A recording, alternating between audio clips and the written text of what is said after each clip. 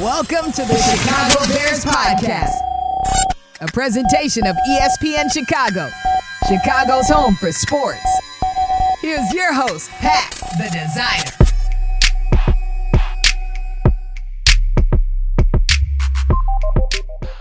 Bear down, Bears fans. Welcome into the Chicago Bears podcast. I guess Wednesday is becoming the guest day out here because we have a special guest in the building. 2023 fourth round draft pick for the Chicago Bears. Roschon Johnson is in the building. Roschon, what's going on, man?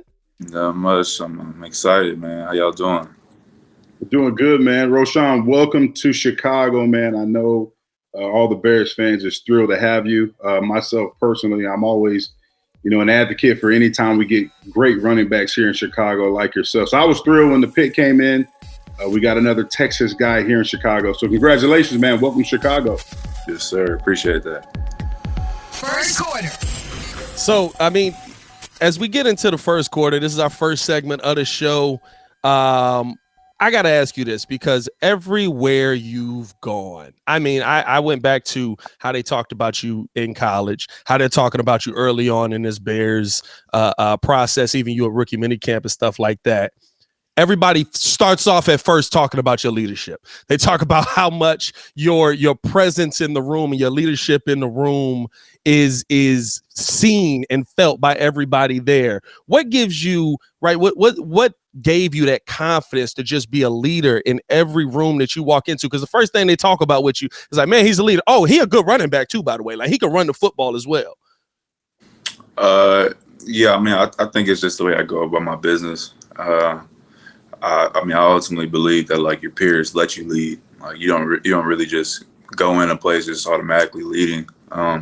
Like you kind of have to earn that respect amongst the people in the organization. So, I feel like once I show who I am as a person and just show how I work, I think leadership kind of falls along with that. Yeah, Rich, I want to ask you, back at Texas, obviously we know football brings about the best competition amongst us all. And you were in that running back room with Bijan Robinson, who got drafted in the first round this year. What are some of the ways that you and Bijan pushed each other on and off the field? Yeah, man, we did a lot of stuff together, and really just kind of, perfected our craft on and off the field, whether that was, in practice, going against the defense. If he made a play, kind of letting that motivate me to make a play, or, us just kind of, playing off of each other to make sure we kept things rolling on the offensive side of the ball. And then as well as off the field, as being leaders on the team, trying to take charge of, galvanizing the team to work towards a common goal. It wasn't necessarily a competition amongst each other, but it was definitely motivating just to see him do his thing and then see him kind of watch me do my thing. And then also from a spiritual side, everybody knows Bijan is a real faith-driven guy, and I think that motivated me and vice versa. So, yeah, I think in a lot of different ways we helped each other and just ultimately, make each other better as men. What was that moment where y'all were in college where you're sitting there and you're like, hey, man, you did that. That was nice. Now let me show you what I can do on this play. And then he come back at you again. Did y'all have that back and forth moment where y'all were talking on the sideline a little bit? It's been a lot of moments. Yeah, I was about to say it's been a lot of different moments. Probably the most memorable is probably the OU game because it was just like they weren't stopping anything. So okay, he went in, he made three people miss and drove down and scored for a touchdown. And I get in, I run somebody over, or I do something, and it was just kind of like going back and forth. But yeah, there's been plenty of instances really, whether it's been in games or practices. So, yeah, it was fun. Yeah, Roschon, I want to go back a little bit. So you arrive at Texas. You're an All-American quarterback in high school. You get to Texas, and you've had some great coaches there. You had Stan Drayton was a running back coach when you got there. Who's currently the head coach at my alma mater, Temple University. And then he leaves, and then you get Tashard Choice as your running back coach. Running back who played in the league for a long time as well. Talk about how those two guys developed your game and how they developed you as a running back to help prepare you for the NFL level. Yeah, I think Coach Drayton just kind of showed me the ropes of like the ins and outs of the position, like what to look at, how to use your body, how to, pretty much play the position. So a lot of credit goes to him and him just, taking me under his wing and showing me just how to even play the position. And then I think along with Coach Choice, he just taught me how to enhance my game. From the moment he came in, we sat down and watched film of my games from that previous season, and he just pretty much told me the things I needed to work on and helped me work on those things. And I definitely saw the progression as the next year came along. So yeah, both of those guys just helped in my development and just are a big part of why I'm even here today. When you look at the league that is here now and that you're about to come into, is there somebody that you looked at getting yourself prepared that you were like, oh, I feel like I kind of run like him with your size and how aggressive we've seen you run, right? Like, is there somebody in the league that you were like, I see my style in what he does?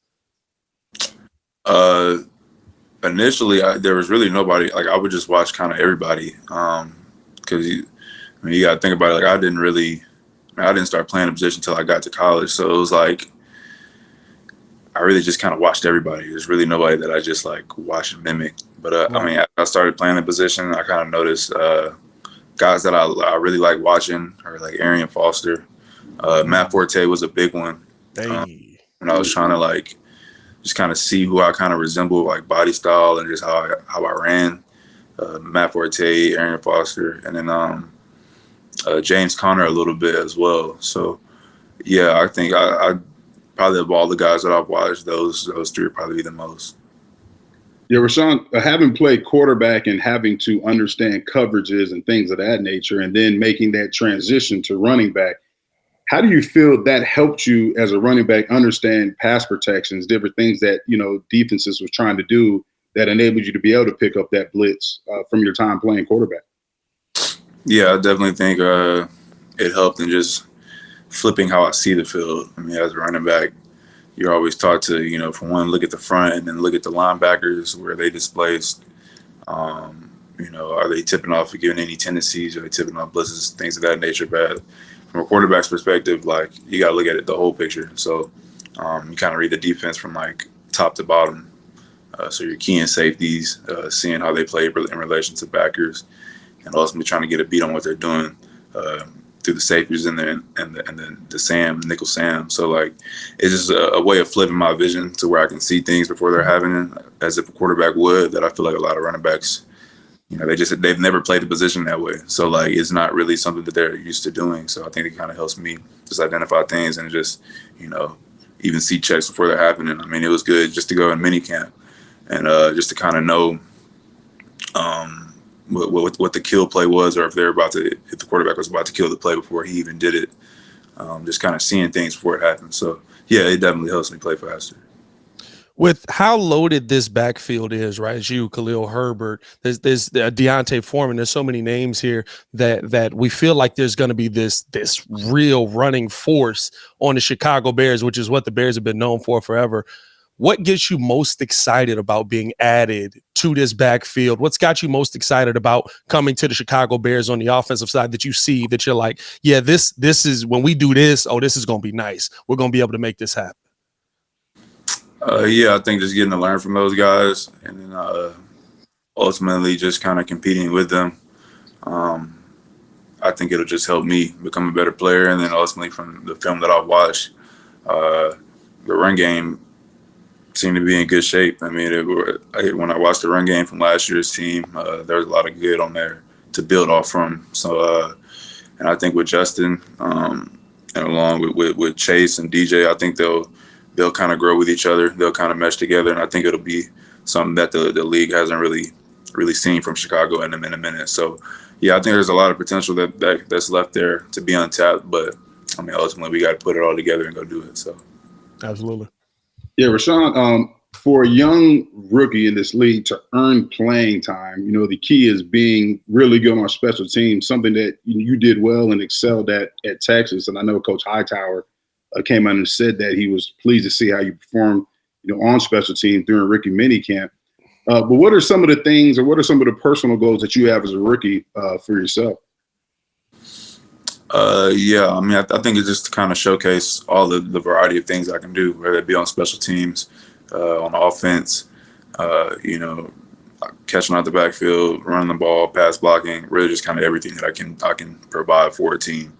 And, spending as much time as I can with Coach Hightower, just asking him questions and, just making sure I'm being present and just getting better at it. Because, special teams in the league is different from college and the rules and all of that stuff. So just kind of learning and just, trying to perfect my craft as much as I can.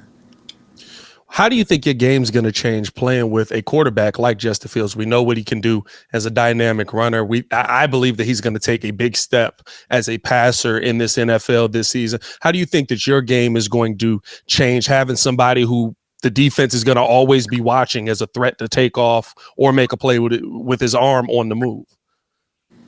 Yeah, I don't really think it'll change my game a whole lot. I'm kind of excited to kind of play with a dual threat quarterback, because I feel like it always kind of gives the defense that little extra bit of hesitation to not fully commit with the run, because he can take off with it too. So, yeah.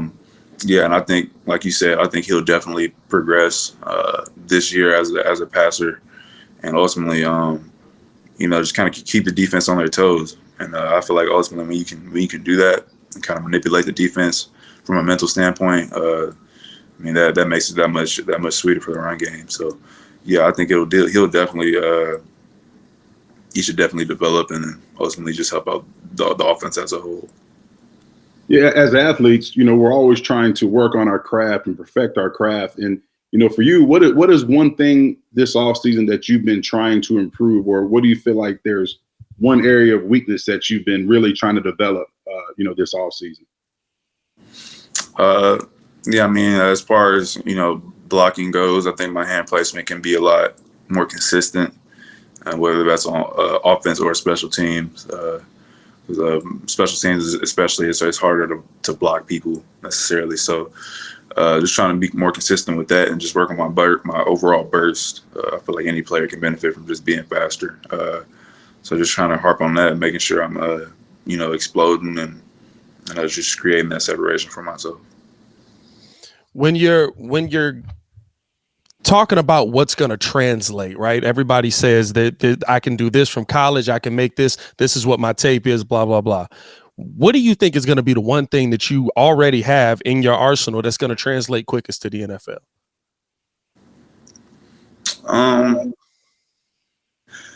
The good thing about what we did at Texas, we ran a pro style system. So a lot of the stuff that we're doing is very similar to the stuff that we did at Texas. So I think the mental side of the game, I think that won't be a huge translation. It's just a matter of me getting down the terminology that's different in Chicago as opposed to Texas. So, but the philosophy is relatively the same. So I think from a mental standpoint, I don't think that'll be a crazy big jump, even though it will be different. And then from a physical standpoint, I think we're kind of trained. Like you said, I was coached by Tashard Choice. He played in the league for an extended amount of time, and he kind of like trained as if we were in the league. So I think from a physical standpoint, I think just my style will just translate from in every aspect, whether it be passing, pass blocking, catching out the backfield, or running the ball. I think the demeanor in which we practice and in which we play, I think that should translate. Yeah, Roschon, everybody, they talk about you're a high character guy. You have, genuine leadership. And I want to talk about, your time at Texas, you and Bashan obviously in the backfield together. And the way this transfer portal is, you could have left and started for a handful of programs around the country. What were some decisions and factors that made you stay at Texas? Really just kind of that whole situation. It was just something that I thought, brought me closer to God, and just kind of asking him what he wanted me to do. And ultimately, I think for one, I felt like the team needed a leadership component in order to, just win. I think that was something that we needed. So and along with that, I thought it was a good opportunity for me to, showcase all the things that I could do, not just on offense, but special teams as well. And then I feel like my role that I had within the offense was increasing as well as I went to my junior and senior year. So, I thought I could build off of that. And then ultimately, I feel like God was telling me to stay and just compete and just kind of showcase what I could do, and I would end up in a good spot. So, hey, man, we appreciate you for showing love and pulling up to the show. We really do. The one thing I will tell you, coming to Chicago, one thing you already have probably been indoctrinated into this. We don't mess with the Packers. Yeah, I mean, like we gotta. I need 150 yards from you in that game. They run defense ain't that good. You know what I mean? Hey, it is. You know what I'm saying? And then it's cold up here. This ain't Texas, my boy. So buy your coat here. Right? People don't tell y'all this when you come from out of town. Buy your coat in Chicago. Because it's built for Chicago. yeah, most definitely. I appreciate that for sure. Well, I'll tell you what, Roschon, your game, the way you play, is built for Chicago. It's built for Bears football, and I'm really excited, man. I'm thrilled for you. Go out there, and I know you're going to give it your all. And I look forward to watching you play, man. But once again, thanks for joining us, man, and see you soon, man. I appreciate you. Yeah, appreciate y'all. Have a good one. All right. It was Roschon Johnson joining us on the Chicago Bears pod. J-Mac, what you think, man? What you think about the kid? I like him. I went back and, watched some more film on him. And, the thing that I like about it is, we talked about, asked him the question about him, playing, I'm not going to say behind, but alongside Bijan. A lot of guys nowadays, when you have that competition, when things don't go your way, they want to leave. And the college has given guys that out through the transfer portal. So you see guys in the portal, in and out of the portal. They've been with 2 or 3 programs throughout their college career. But we talk about all the skills and the attributes that he has. And loyalty is one of them that I think is not mentioned a lot, because he stayed there, despite not getting, the amount of carries he may have wanted. And he stayed there because he said he wanted to be a leader for the program.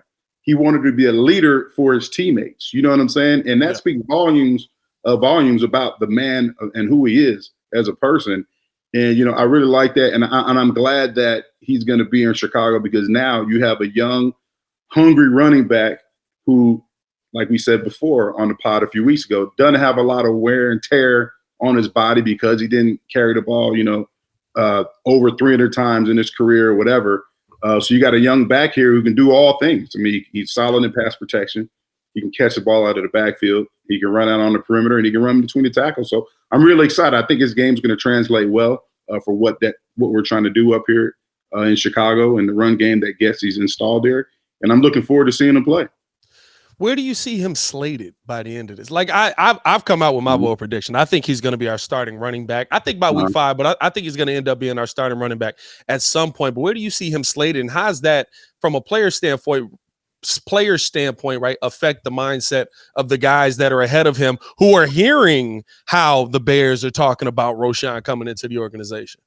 Yeah, I know, Khalil Herbert and obviously Deontay Foreman, another Texas guy, who they hear, Roschon, and they hear the things that's going on with him and all the praise he's beginning from the coach's staff and obviously the media. But at the end of the day, these guys are going to go out here and compete. This is Khalil Herbert's opportunity to be the lead back now that David Montgomery's up there in Detroit. Deontay Foreman's coming off his best year when he got his opportunity. He almost ran for 1,000 yards and averaged 4 yards a carry. So it's going to be a lot of great competition in this backfield. And as we know, competition brings the best out of all of us. So I'm looking forward to seeing these guys compete. I don't know where he's going to be slated. It just depends on how fast I think he can pick up the playbook. Yeah.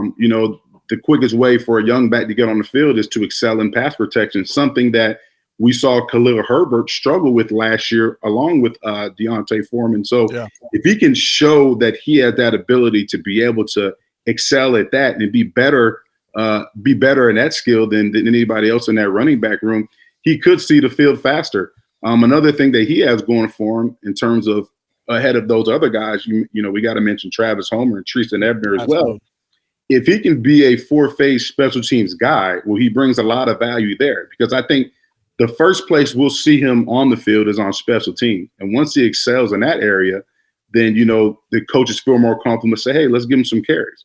And that's how you earn your spot. That's how you earn your way to becoming a starter, is earning the trust of the coaching staff, your position coach, and your teammates around you. Man, I'm so excited to see this kid play, man. I don't think he's gonna be on special teams that long. You know what I'm saying? I think he's gonna be one of them dudes who's like, hey man, get him some run on special teams. Hey, hold on. Hey, no, you ain't with them today. You're not with them today. Yeah, he's gonna have to earn it, because I know the competitiveness. Khalil Herbert, he's not trying to let that spot go. Deontay Foreman, he had a taste of being the lead back there in Carolina last year and did well. He wants to come here and establish himself. So Travis Homer's on a 2-year deal here. Tristan Ebron knows he didn't have the best rookie year. So it's going to be some great competition, in that running back room. But the good thing for us is, we have all of this talent in one room, young talent at that. Yeah. And we know we excelled in the running game last year. So I look at the running game taking another step forward, better than what it did last year. Hey, man, that was the first quarter, a little extended first quarter. That's all right, man. As we head here into the second quarter. Loving what we're seeing here from this podcast. I'm not going to lie. And I think that we're bringing some really good insight. We got J-Mac out here dropping bars. Come on, dog. You're not getting this nowhere else. I keep telling y'all this, man. Don't turn the channel. It ain't a channel. If you're watching us on TV, shout out to you. But as we get into the second quarter here, J-Mac, I want to get into, it's schedule release week. We now know that the Chicago Bears will not be playing in Germany. We got that dropped to us today. There was a little bit of back and forth on that around the building. But we now know they're not going to be playing in Germany. We've got the home. We've got the away games. I want to preview some of these games and talk about what you realistically think. I don't know if I want to do the wins and losses thing, but how you think the Bears fare versus a team like that. Because when I look at this schedule, especially our home schedule, I think it's all based on how the dates fall, right? But we've got the Arizona Cardinals. We've got the Atlanta Falcons. We've got the Carolina Panthers. If we can get them in the cold. Oh, yeah. If we can get them in the cold. Yeah. I'm not here for bear weather either. I'm not a believer in bear weather. But what I will say is it is a stark contrast when you come from Atlanta to Chicago in December. Man, I recall we played, so a little story here. We played the Atlanta Falcons Sunday Night Football. The temperature at Soldier Field was like -10 degrees with a wind chill, and Michael Vick was at quarterback. And I recall seeing him looking up on the Jumbotron, on the sideline with a big old, snow coat on and sitting there freezing. I'm like, oh yeah, he tapped out. He doesn't want to play anymore. I mean, it's a huge factor. I mean, even for us, we had a thing in our running back room, Pat, to where you couldn't wear any sleeves.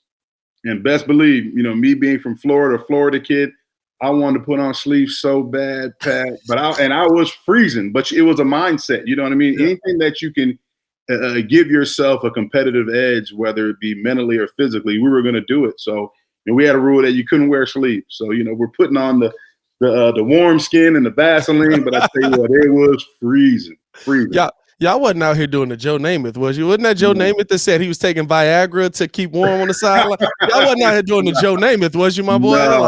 No, man, not at all. But I'll tell you what, though, man, when they used to give us chicken broth on the sideline, to keep your body warm. Okay, all right, cool. It's the drink. And you go get chicken broth, Pat, and in that temperature, you go to drink that chicken broth and you tip it over, it's ice broth. It's an icicle. It's a chicken pop. Like a chicken icicle pop, man. Dang. It was crazy.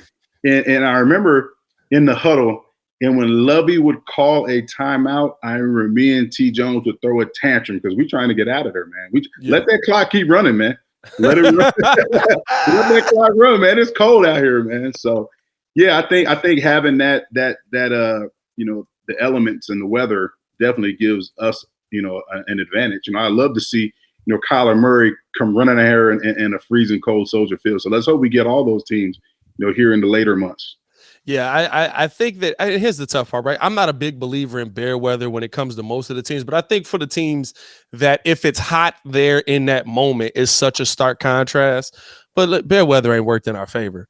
But I'll take any advantage that we can get. You know what I mean? Like, listen, another team that the cold is not going to affect that I think is going to be interesting coming in here is the Denver Broncos. We've seen the changes that they made. We see how they've kind of changed, major change, right? Sean Payton back is in the coaching sidelines now, working with Russell Wilson, who I believe Sean Payton has never had a losing record with any quarterback he's worked with. I expect a serious bounce back from Russell Wilson this season. What do you think that with the Denver Broncos coming in and how they've kind of tried to rebuild what they collapsed upon last season? How do you think that's going to affect coming to Soldier Field? Yeah, I mean, any team that's coached by a great coach, a great offensive mind and innovator like Sean Payton is going to be a well-coached team. And, you know, Sean Payton, you had Drew Brees, and now you have the luxury of trying to revitalize the career of Russell Wilson, a guy who's played some high-level football here in the NFL for a long time. So, you know, I'm actually excited to see what Sean does. You know, Sean has had success everywhere he's been. He's moved up throughout the coaching ranks. So I'm excited to see what he does. I'm excited to see if Russell Wilson can bounce back. I know he had a terrible season last year. Let's hope he doesn't have a great game, you know, when they come up here to Soldier Field. But, you know, I'm excited. We know he can handle the cold. Oh, definitely, yeah. Definitely. I'm excited to see what they do. I think it's going to be a good game, but it's a good treat for Bears fans because you get another team trying to turn a corner just like ourselves. You get to see them perform at Soldier Field, and I think it's going to be a good matchup.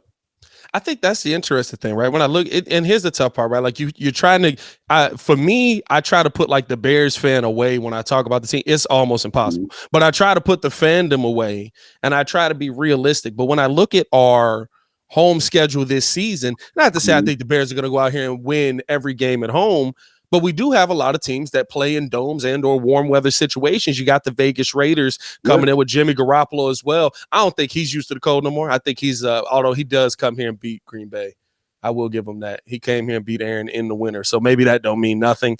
But I mean, you got the Cardinals, you got the Falcons, you got the Panthers, and then you got your teams within the division. Like I look at our home slate and I say, do I think we're going to win every game? No. But do I think that every game is winnable? I kind of do, minus maybe some of the teams that are in the division. Maybe the Vikings will be a little tougher at Soldier Field. Maybe the Lions I think they're going to take another step this season. But I kind of feel like we've got a lot of winnable games on our home side of the slate.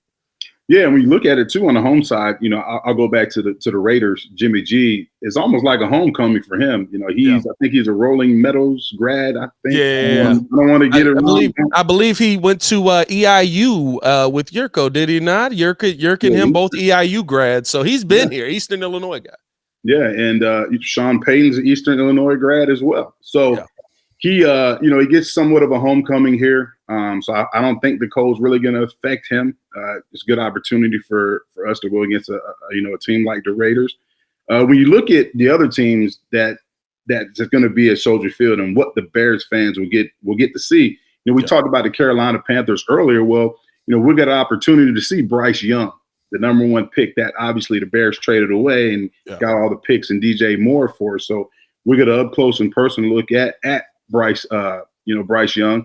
And we'll also, give DJ Moore an opportunity to go against his old team. You talked about the Falcons as well, Pat. Well, we talked about the impact that Roschon Johnson could have on this offense and possibly earning, a starting job. Depending on where this game is placed on the schedule, we could see a face-off between a Bijan Robinson and a Roschon Johnson in that Falcons game. So Bears fans, you're getting some treats. We're getting some really good home games, a good home schedule for you guys to see up close and personal.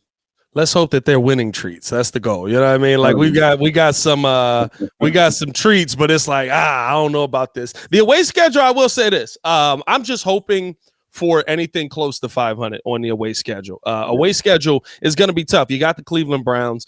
It's not the same Browns anymore. You're going to have Deshaun Watson with a full season now, full training camp, full OTAs. You're going to have the Kansas City Chiefs. not in Germany, which I guess is a little bit of I don't know if that's an advantage. You're going to Arrowhead. Maybe Germany would have been the better of the two situations. But I think for how young this team is, going over there to another country and getting your butt kicked probably isn't going to help you a ton. Hopefully they're able to come out with a win there. You got the Chargers on the road. You got the Saints on the road. Like I look at our away schedule, and I think that it is going to be very difficult to go into some of these places and pull out some wins, especially Kansas City.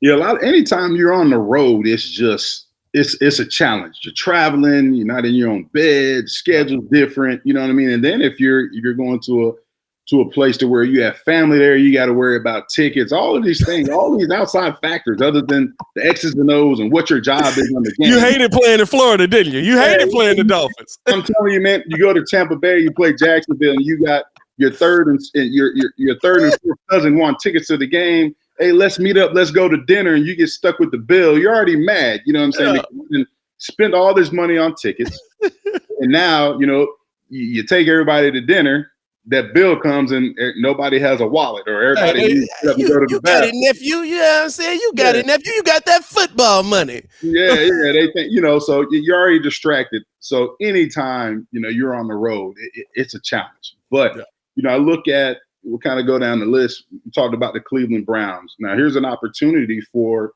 Justin Fields to get some payback, because remember, that was his first start. I think he got sacked 9 times that game. Yeah. Not all his fault. Obviously, the game plan was terrible. I'm going to put it out there. Was terrible in terms of the protection. 40-year-old Jason Peters one-on-one with Myles Garrett. What could go wrong? With no help at that, man. It was terrible. But he has an opportunity to get some payback there, and that's a tough place to play too. Cleveland is a tough place to play, like you mentioned. You got Deshaun Watson, trying to regain the form that he had before everything that went down. So I think that's going to be a great game. Detroit, playing in Detroit is always tough. I think the Bears got blown out when they played there last year. Yeah, our last one was bad. Yeah.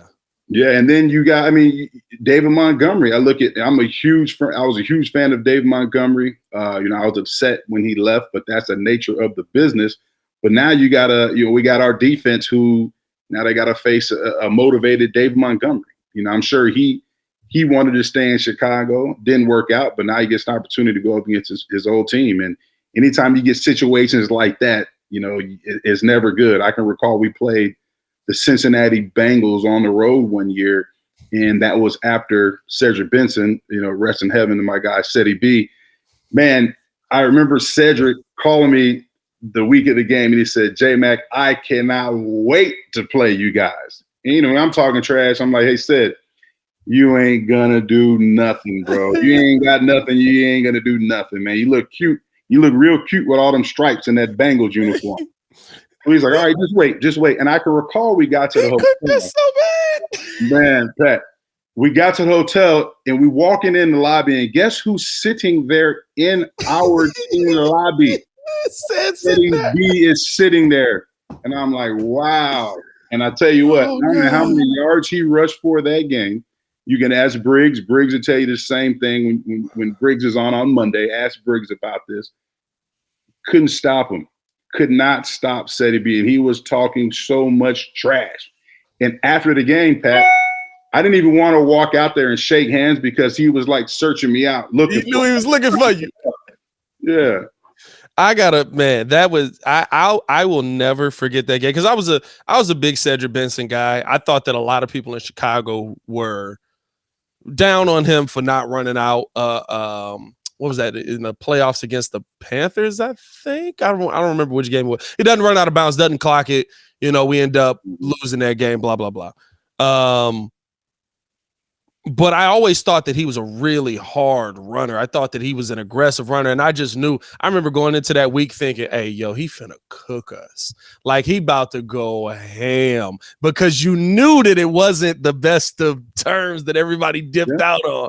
So I was like, I know he's looking forward to this game. So hearing the other side of that story is so funny, because like my whole, that game is so ingrained in my brain of just like, I knew this was coming.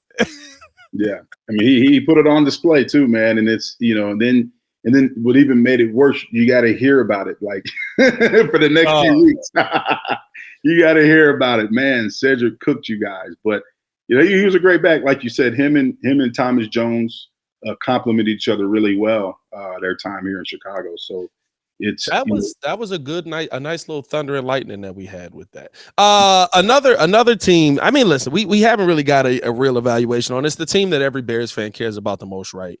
What are you expecting to see from the Packers on the road going into Lambeau? Jordan Love. I mean, they still got Christian Watson. I was really high on Christian Watson last year. They still got some nice pieces on that team. They're just now inserting Jordan Love, who, listen, hopefully doesn't live up to be Aaron Rodgers. Like, that's the hope here. But, like, I don't think that he's the god-awful quarterback that everybody's painted him to be either. Yeah, Bears haven't won in Lambeau since 2015. Dang, why you hit me? A long with time, man. When you think about it, you hit me with that. I don't even think I knew that. That's a long time. It's 2023, and that just shows you. Me knowing that just shows you the hatred that I have for that team up north. I don't even like to say their name.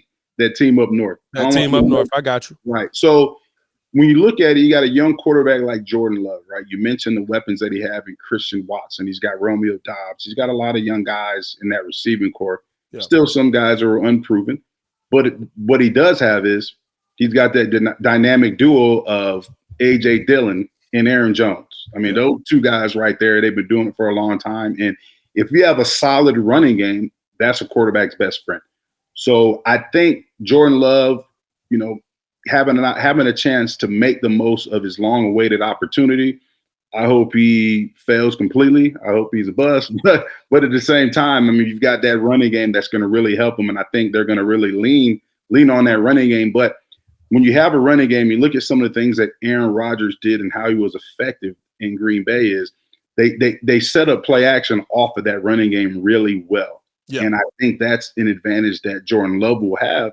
The fact that defenses have to respect those two guys in the backfield, which will open things up in the passing game for them. So I still think it's going to be a tough task. We have had a lot of success against them, but we get an opportunity to go out there and change the narrative with A-Rod not being there. Here's the wild part, right, for me. I love a rivalry. Mm-hmm. I don't feel like the Bears and Packers has been a rivalry. I think it's been we have stomped the mess out of them for 40 years. They have stomped the mess out of us for 40 years. I want that. I think Tommy Waddle said like in the 90s or in the 80s it was actually a little bit more competitive. Maybe that was Jerko that was on. Said it was a little bit more competitive in that sense, right? Mm-hmm. But to me, I'm looking at this and I'm saying, okay, I want to see an actual rivalry. So I don't want Jordan Love to be good. But I want him to be good enough that the Packers can't get rid of him. You know what I'm saying? Like I want it to be like, hey, listen, he's good enough to be competitive in every game, and we don't have a better option right now. I love it. I like where you're going. That's what we've had. Like, I just want to see competitive football in this rivalry. I don't want to see like 36-3, and I'm just sitting here just like, well, it happened again. Like. Well, I mean, I see where you're going. I get where you're going, but I do want to see us just beat the brakes off of them. Just dog stomp them. Just dog them, just humiliate them. I mean, coach, call your last time out with 10 seconds left. I don't care. Do it, man, because it's a rivalry. Hey, at the end of the day, right, I don't care if they're down. I don't care what they have. I don't care what they're lacking. Yeah. They don't care what we're lacking either. Yeah. It's a rivalry. I want them down. And I want to beat them like a drum when they're down at the same time. You kicking them while they're on the ground. You got them down there. And you throwing the extra kick in. I'm going to do the gritty on them while they're on the ground. Don't gritty on them now. I'm hitting the gritty on them while they're on the ground. Oh man, for everybody, this is Coach Mack. This is he's in charge of children who are going off to college to live great lives. No, I'm just playing, man. Hey, we done had a long first half here. We got to keep this thing moving along. But we've had some great conversation here. As we get into halftime, J-Mac, anything that you got that you want to promote, anything you got that you want to let the people know that you got coming up? What's going on with you, my guy? Yeah, man, it's been recruiting season over at the high school, Carmel Catholic High School. Obviously, I'm a high school football coach, so want to give a shout out to all the high school football coaches in the Chicagoland area. I feel like everything you guys do goes unnoticed. High school coaches, you're the equipment manager, you're a father figure, you're a mentor, you're a coach. I mean, they do a lot of things. They wear a lot of hats. So I want to give you guys credit.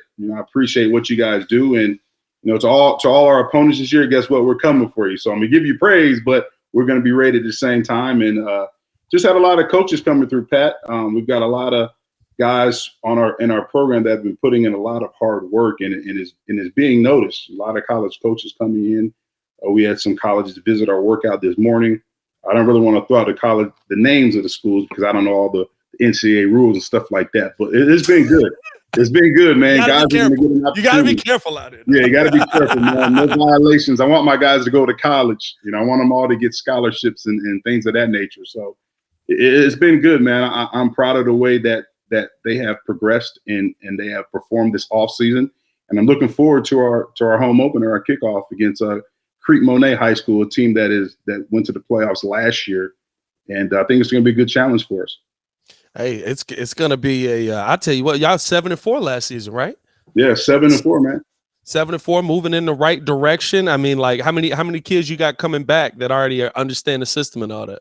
We got a ton, man. So last year we graduated only 6 seniors, and the kids that we have, our seniors this year is the first group of seniors that I actually have had for 4 years. So a lot of these kids I've known since they were in the 3rd and 4th grade.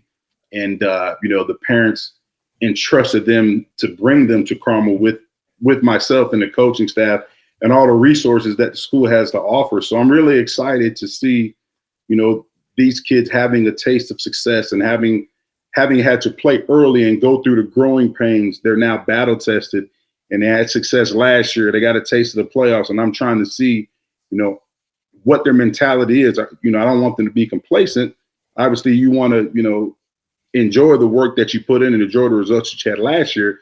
But we know once you get complacent, you get passed up. So that's the mindset and mentality that we've been trying to ingrain in our kids this offseason. And I'm looking forward to seeing them take the next step. We got a lot of great leadership on this team, and I think it's going to be a great season. Hey, man, send them to the league, bro. You got them set up, get them to the right coach, get them to the league. That's the path. I love it. Let's keep this thing moving along, man. As we get into the third quarter. Wanted to talk about this. I thought that this was a really good topic that we could bring to the podcast because everybody's talking about kind of what the Bears actually added this season. We could do a quick run through and just really around the NFC North, right? Because I think that's where we care about the most. Where do you think that these Chicago Bears different units rank, right? So I'll throw a couple units at you. Give me where you think they rank in the NFC North. Let's start it off with our wide receiver room. Where do you feel like our wide receiver room right now ranks in the NFC North? It's a good question, man. You look at, I think the Vikings, then they got the number 1 unit. I mean, you look at KJ Osborne, Justin Jefferson. I mean, they added Jordan Addison as well. So I'd say they're number 1. I actually, I like what we have. I think we're number 2. You bring in DJ Moore. I'm expecting a big year from Chase Claypool, Darnell Mooney get healthy. You draft the rookie Tyler Scott. So I like the Bears second. After that, I'm gonna go with that team up north. They've got Christian Watson, Romeo Dobbs, a lot of talent there. And then last, I'm gonna go with the Detroit Lions. Who's Detroit got? Marvin Jones.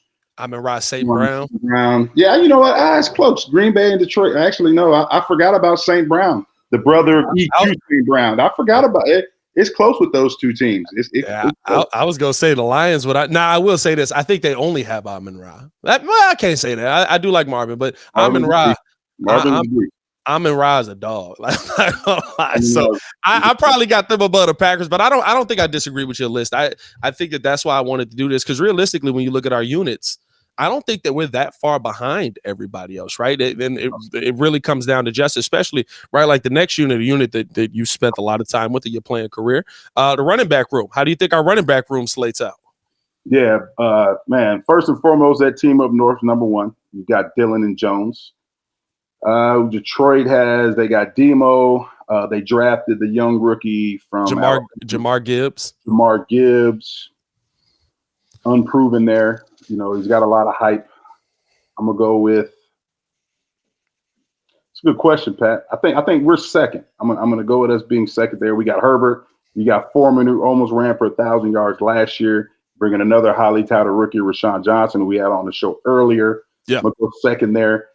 The Vikings, Dalvin Cook, man. I mean, that's the only reason why I'm ranking us, and Dalvin's a beast. I'm a Dalvin Cook Dalvin's a monster since Florida State, but I'm ranking us higher on the list because I like what we have behind our main guys. I like what we have collectively as opposed to what the Vikings have collectively. I mean, that lead dog there is Dalvin Cook, and after that, it's like, So, and then after that, I'm going to go with who am I missing?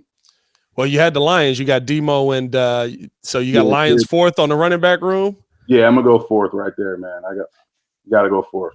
I don't think I'm mad at that because I think as much as I love Demo, I have no idea what Gibbs is going to be. Right. Wherever he's drafted, it is what it is. I think he's going to be a nice back, but they just dismantled that running back room, like a good running back room. Yeah. Like I have no idea what Detroit did with that. Like I get bringing in Demo. Okay, you bring in Demo. You got rid of Jamal Williams, and then like you just trading guys away. Like I'm DeAndre Swift. You end up trading him away. I'm just like, what happened in the locker room? Like, did they hate each other? Yeah, I mean, and they compare Gibbs to, I think his comparison coming out was to Alvin Kamara. And I can see that, going back and seeing some of the things he did at Alabama. But at the end of the day, there's only one Alvin Kamara. You know what I'm saying? You got to go out there and you got to prove that. So, we'll see. Like you said, Demo, we know Demo is going to be Demo. Unfortunately, we're going to have to face him twice a year now. But you just don't know what they have behind, Demo. You got Gibbs. You got, I think, a young guy they have is Craig Reynolds. If I'm not mistaken. He got some playing time last year behind Swift and Williams. But it's just the unknown, man. You never know how these rookies' game is going to translate to the pro level. And, us talking to Roschon about that earlier, just because you had success in college, in the NFL level, you're not playing, no disrespect to these colleges, you're not playing Southeast Kansas, Kentucky State. You're playing pro guys week in and week out, guys who are hungry, guys who got mouths to feed, guys who's trying to earn contracts. So it's a different level. You got to take your game to the next level or, you ain't going to be here that long. I asked Lance this. What was that moment when you got to the league that you was like, oh, they hit hard here? Oh, man, and I tell this story all the time, Pat. So rookie year, I'm with the Philadelphia Eagles. And Philadelphia Eagles had a crazy defense. They had Brian Dawkins. I mean, I can go down the list. Hugh Douglas, Troy Vincent, Bobby Taylor was both their cornerbacks. And then their middle linebacker, by the name of Levon Kirkland. So all you young Chicago Bears fans, I know my older Chicago Bears fans and my football heads know who Levon Kirkland is. But for you guys who don't know, hit your Google, Wikipedia, whatever. Levon Kirkland is about 6'1". He's about 300 pounds, can move. Played at Clemson, All-American. He's in Clemson Hall of Fame right now as a stud. Came over from Pittsburgh. I grew up watching Levon Kirkland because I used to be a Pittsburgh fan. So we're doing 9-on-7 in training camp. I'm in the huddle with Donovan McNabb. I'm blocking for Deuce Staley. And I'm just in awe because I'm in the huddle with Donovan McNabb and Deuce Staley, right? So Andy Reid calls 42 Mike, which is just an ISO with me and Levon Kirkland. And I'm like, oh, my goodness. First play of 9-on-7, I'm a rookie. So I look up at Donovan. He's like, 42 Mike, J Mac, and he winks at me. I'm like, oh, boy. So I'm nervous, right? I'm like, I'm in there thinking, I'm strapping up my chin strap a little tighter, biting down on my mouthpiece, getting my three-point stance. And I'm like, man, I got to go. It's showtime. Yeah. Little hesitation, breathing, Pat. Donovan snaps the ball, and I go in there, and I try to hit Levon Kirkland with everything I had. And I promise you, I thought I made a good block. And all I recall is looking up, everybody yelling, and him slapping me on the head. And my head's already hurt. And he's like, yeah, good job, Rook. And I remember going back and watching that film, man. He put me on my back so bad. And I was like, wow, this is the NFL, bro. This is the NFL. Now, who's the person that you did get that good block on? Who was the first one you was like, yeah, I laid that boom on him? Man, a lot of people, you know what I mean? Like, we get an opportunity to, when you're a vet, to take advantage of rookies and stuff like that. So, I felt like I won my fair share, and in this game, you lose your fair share. So, I think I won more than I lost. So, I'm proud of that. Hey, that's all that matters at the end of the day. let's keep it pushing, man. We got let's look quickly at the defensive side, and then we'll get into this last topic. A little bit longer pod for y'all today. That's all right. Danny will yell at me later. On the defensive side, when you look at our linebacker room, at least on paper, where do you think that we rank in the NFC right now? NFC North right now. Yeah, I like it, man. I think I'm gonna man. I mean, Tremaine Edmonds, a guy who I've been a fan of, since he was in Buffalo. A guy I think the past 5 years has had over 100 tackles, been to 2 Pro Bowls. Yeah, he's got that range. He can hit. He's got this, man. I took a picture with him at the Bears draft party. He is every bit of 6'5", man. Like, every bit of 6'5". And I know I'm not like a 6'3", 6'2" guy. I'm a 5'11" guy, but he is. I mean, I'm looking up at him like, hey, how you doing, man? Glad you're in Chicago. He's a tall guy, but he has the athleticism, and I like TJ Edwards. I don't know who's going to be on the other side. Sanborn, Dylan Cole, Noah Sewell. But I like what we have at linebacker, man. I think that I think I like what we have. I think I'm gonna go with us number 1, man. What about you? What do you think? There's some units here, man. I want to believe it, but I think the production on the field, right? Like I want to go with the Bears number 1. Mm-hmm. I feel Packers is right there too. But the thing for me is the dogs up front. That's the room that I have the most question about. Yeah. And I think that I believe that Tremaine Edmonds, TJ Edwards, Jack Sanborn, Noah. So I think you've got the makings of a good linebacking crew. Mm-hmm. But to me, right, like how much are we going to see that play out on the field with how much work they're going to have to probably put in if we're not getting enough pressure on the quarterback? True. But if you're looking at it, if we're ranking it just on paper, obviously just on paper, be played just on paper, just in terms of personnel, who you pick? I would take Bears. I would take Bears 1. I do think the Bears have the best names on this list. 2, I would probably go with. I would feel like Green Bay's still in that room. Vikings are again on paper. Vikings should be right there, right? Yeah. But we haven't seen that. That defense just hasn't been able to show up the way that we've wanted it to. So, like, yeah, and I hope they never do. I hope they don't. Well, I agree with you. You know what I mean? I hope they don't show up. I hope they stay confused. I hope they don't figure it out. Give up a lot of points. I'm wishing all the bad juju on all those teams. I'm not mad at it, man. Let's do one last unit, and then we'll get into this final topic. How do you like our DB room stacking up against the rest of what we've got here in the NFC North? Yeah, I mean, it's a good question. I like obviously, Jaquan Brisker, Kyler Gordon being in this system for the second year. They're going to be more comfortable. So yeah, I expect both of those young guys to make more plays. They made a lot of plays last year, their first year in the system, because they have that potential. They're those type of players. But I look for them to take the next step. Jaylon Johnson, big year for him. We talked about him before. 1 career interception. He knows. Which one's your favorite? Yeah, he's playing for a contract. Yeah, he's playing for a contract, man. And another question is who's going to be that other corner opposite Jaylon Johnson? Is it Tyreek Stevenson? Is it the young rookie they brought in from Minnesota? Is it Kendall Vildor? So a lot of questions, in this secondary. So I don't know, man. It's tough. There's a lot of questions for all these secondaries, in the NFC North. I think there's not really one unit that just really stands out, in my eyes. Detroit surprised me by when they moved on from Okudah. Like, I mean, you just got this guy. Like, what? Again, another guy where I just don't know what Detroit's doing with a lot of stuff, which is not par for the course, right? Like, it's Detroit, but.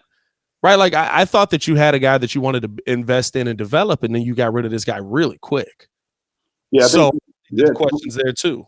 What they get rid of him for? Was it a 6-round draft pick or something like that? Something like that. I gotta look at that trade again, but I remember just being shocked by I don't know, because Okudah's been in the league 2 years, right? He came in 3 years? Has he been in 3 years? Maybe he came in the year before Justin. I don't think he came in with Justin. I think it was a year before. So he's been in the league. This will be his 4th year in the league. But 3 years with the Lions, and there just wasn't that. Not to say he was amazing, oh my God, but right, like I would think that would be your investment into the guy where you saw him take a couple of steps last year. But hey, the Lions are the Lions. It is what it is. Fourth quarter. Hey, man, let's get into this fourth quarter. Do a quick run through because I do want to get your thoughts on this before we get up out of here. Like I said, a little bit longer pod today. Eric, you will be fine. That meeting will still be there. J-Mac, as we close this thing out, man, who has the most pressure to succeed on the Chicago Bears this season? There's a ton of pressure to go around. Justin Fields, of course, a name we keep bringing up. I think I have a little bit different take, but who do you think has the most pressure right now to succeed on the Chicago Bears? Coaches, GM, everybody can be involved in this joint. Throw George in there if you need to. Virginia, shout out to you. Love you, Miss McCaskey. Man, everybody, man. I mean, record last year was 3-14. Yeah. I mean, everybody's got pressure. I mean, this game, the NFL, we talk about not for long, but it's serious, man. It's serious. Like, everybody's got pressure, to perform, to live up to expectations, to even exceed expectations. Getsy, last year was your first year being an OC. Second year you get to implement your system. You got guys who are going to be in your system for the second year. Yeah. That wide receiver room, all of those guys have a lot of pressure to perform. DJ Moore, despite what he's done in Carolina, has a lot of pressure to perform because, hey, new system, new team. Can you replicate the success you had in Carolina? Can you be the true number one that they brought you here for? Traded away a lot to get you here. Can you live up to those expectations? Chase Claypool, we talked about him. You gave up, we gave up a 2nd round pick to get him, right? Didn't live up to expectations last year. That realistically turned into the last pick of the 1st round too because of Miami. So right, Darnell Mooney, you got a lot to prove coming off of injury. Offensive line, Braxton Jones. Can you take that next step of development and be that left tackle? Yeah. I mean, there's so many questions. Tevin Jenkins, are you the guard? Cody Whitehair is supposed to be at center. There's so many questions and a lot of guys that have a lot of pressure on them. Ryan Poles, 2nd year, did you pick the right guys in terms of these draft picks? Yeah. Alan Williams, can you stop the run? I mean, there's a lot of that's a different one. That one right there. That one right there. Alan Williams, can you stop the run is really the question of the year right now. and I say Alan Williams, he ain't playing, but at the same time, do you have the personnel and do you have the scheme to stop the run? Defensive line. Can you talk about pressure? Can we get some pressure, please? You talk about pressure. Can we just get some pressure? I hope they do because 20 sacks last year, that ain't enough, and there wasn't enough pressure. So we talk about pressure. Can we get some pressure? That's all we need is some pressure. Some. I think that the most amount of pressure that this team has, unfortunately, is on your 2 youngest players on the team. I think you're talking about Braxton Jones. I think you're talking about Darnell Wright because literally they're being talked about. One, Braxton Jones, we didn't draft the left tackle. Ryan Poles believes in you. He is putting you on this, not to say on a pedestal, but he believes that you're going to take this step very much like you did last season, that, okay, he's getting better throughout the season. We like what he's done. We like how he's developing. I think when you look on the right side, I know he's a rookie, but guess what? He's been tasked with the job of being the knighting force or the shining force that's going to keep Justin Fields alive so that he can become the quarterback that we all hope that he's going to be. That's a lot of pressure on a guy that's like his first day. He's like, hi, I'm Darnell. What are you doing? You got to keep this dude alive so that he can be a franchise quarterback for a city that's never had a franchise quarterback. Oh, all right, bet. Yeah, I got you. Like that. Oh, day one? All right, cool. I got you. So I think that the pressure on them, well, I agree with you. There's pressure on everybody, but what you're putting on those two young guys initially, and I think that's why you moved Tevin. I think that's why you have Cody go to center. I think that's why you go out and sign Nate Davis, because you knew the pressure that's going to be on those young guys on the outside. I think that is just a little bit higher, because it's literally right. Like, if we're not good, he's sitting here running for 1,000 yards again. Yeah. And as good as a playmaker as Justin Fields is, and that feat is obviously a huge accomplishment. We don't want that. I want to have 1,000-yard running back. You know what I mean? Like, that's like, if he's going to take the next step like we need him to do, obviously it has to be in the passing game. It's got to be in the passing game. You know, we need more explosive plays. You know, we need him to be able to go out there, and he may have to win a game with his arm. You know, I don't think there's going to be times now, and defenses catch up. So, you know, these defensive coordinators, they're all smart and innovative.